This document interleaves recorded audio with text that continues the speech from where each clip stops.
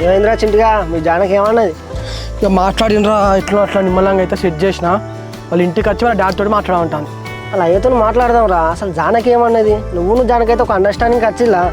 Understanding అంటే ఏం చెప్పాలరా సూరి, ఏదన్నా ఉంటే మా నాన్నతో మాట్లాడుల్లి, మా నాన్న ఏం చెప్తే దానికి ఓకే అంటాంది.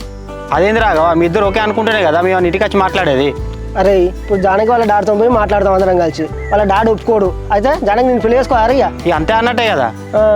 అరే నాకు కూడా అదే డౌట్ వచ్చిందిరా, అందుకంటే డైరెక్ట్ చెప్పేసిన మీ ఇంటికి వచ్చి మీ అయ్యతో మాట్లాడతాను. ఒకవేళ నువ్వు రివర్స్ అయినావు అనుకో అస్సలే మంచిగా ఉండని చెప్పేసి అన్న.